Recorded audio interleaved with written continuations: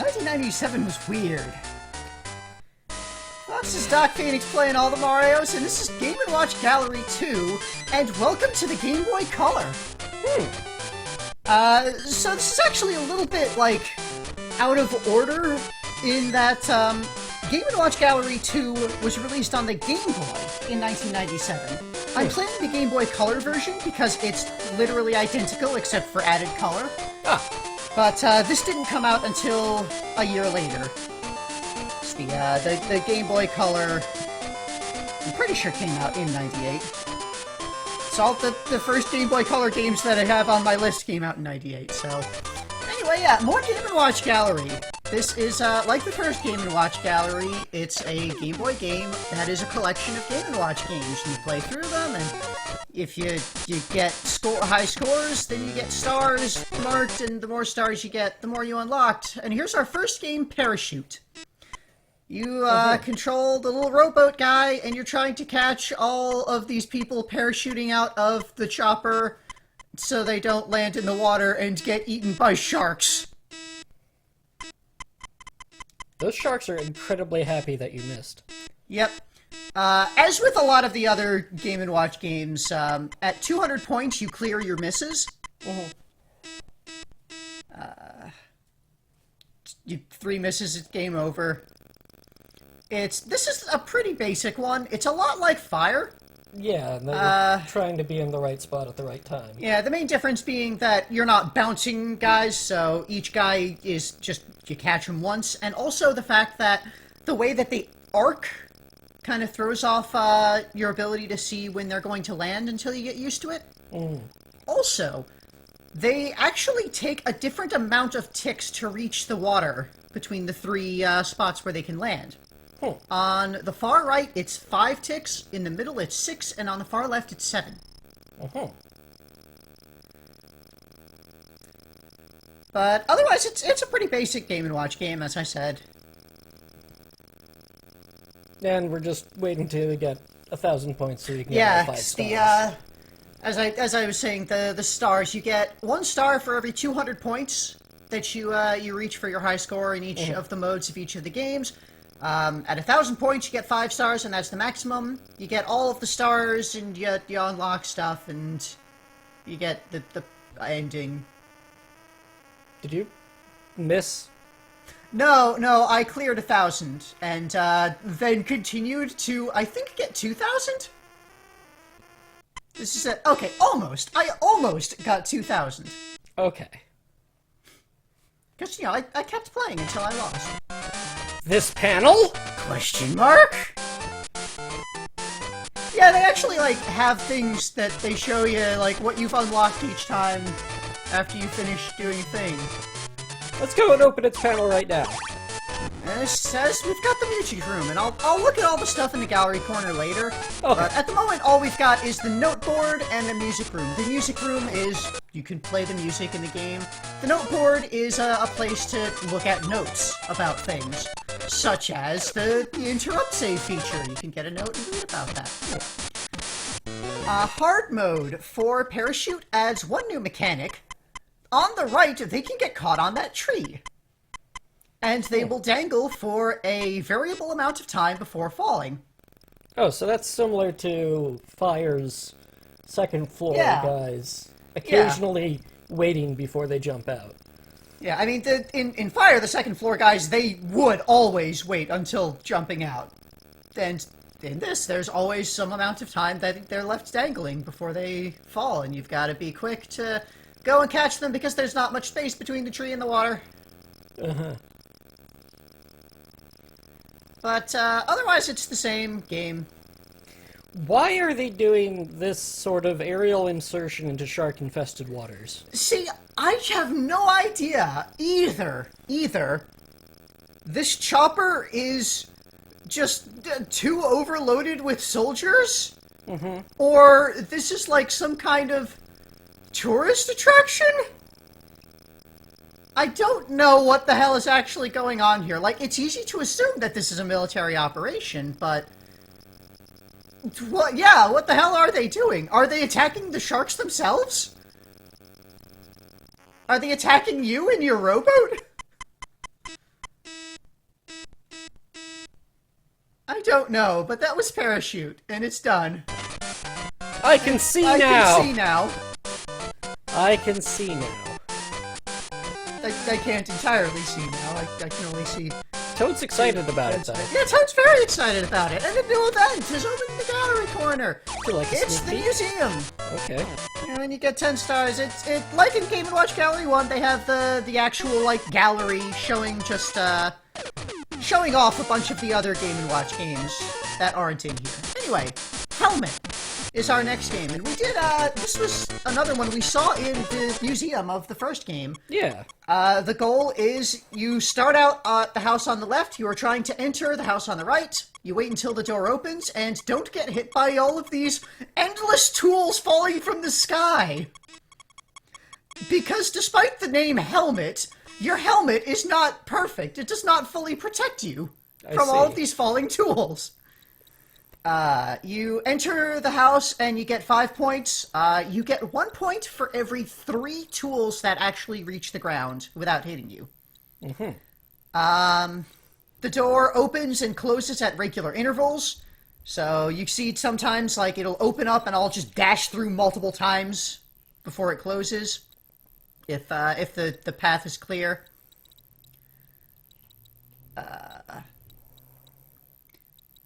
You get misses cleared at 200 and 500 in this as well.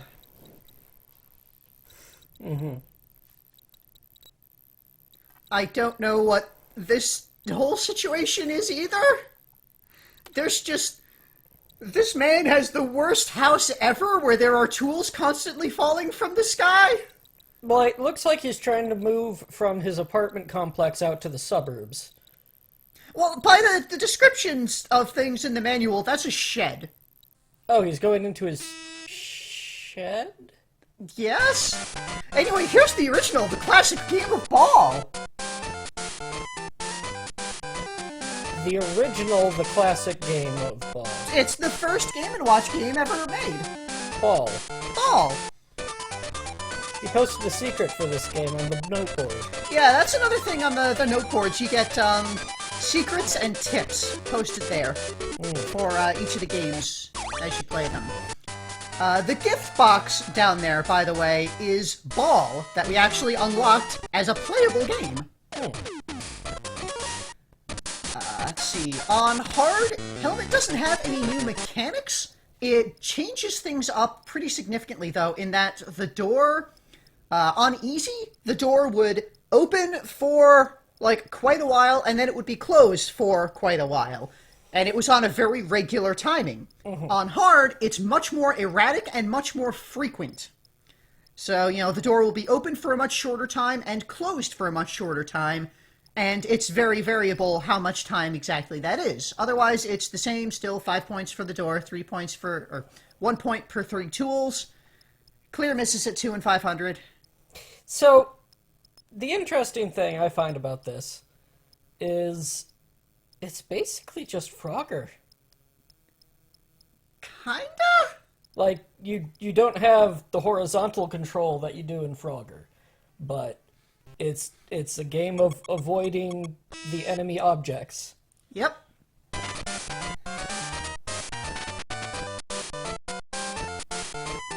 I wonder. The third game here is a weird one. Chef. So, at first, looking at this looks like another thing kind of like Fire. You've got 3 positions. You need to be in the right spot to catch the food, to flip it into the air so it doesn't land on the ground. Mm-hmm. But this is very different, like, in the way that it feels. For one thing, you'll notice the height that they go up when you flip them, it varies. Mm-hmm. It's completely, like, random how high it will go. Also, you have some time, while the food is at, like, the position where you can catch it. Normally, in a lot of the Game & Watch games, you need to be right there at the moment when it enters the spot to catch the thing. Like in Parachute, you need to be right there at the moment to catch the person. Right. Here, as long as you enter the space where it is, at any point while it is in that space, you will catch it and flip it up. Mm-hmm. So, like, you have the entire duration of one tick to reach the spot to catch it. Which significantly changes the feel of the game. Because it makes it much more lenient, much more, like, workable. Mm-hmm. There's also a cat that occasionally grabs your sausage. Yeah, that's also a thing, that on the far left there's this cat that will occasionally just spear the sausage and hold it in place, much like the parachuter getting caught on the tree.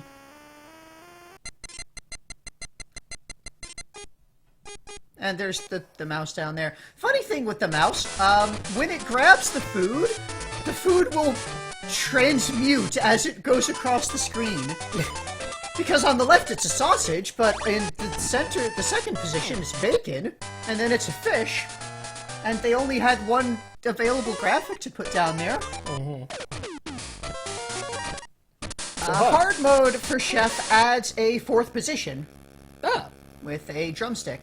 Or possibly another fish? It's a little hard to tell. But otherwise it's mechanically the same, just there are now 4 spots. This is another game where at 200 and 500 you clear your misses. This, so... This guy is clearly not actually trying to be a proper chef. Right. He is just sitting here, showing off, juggling this food with a frying pan that's not even hot. Yeah. And it lands on the ground, and the rats catch it, and eventually he gets fired, I'm sure. This is just the story of some asshole. He seems to be panicking the entire time. Yeah, I don't think he understands how food works or how cooking works. I think he just, like...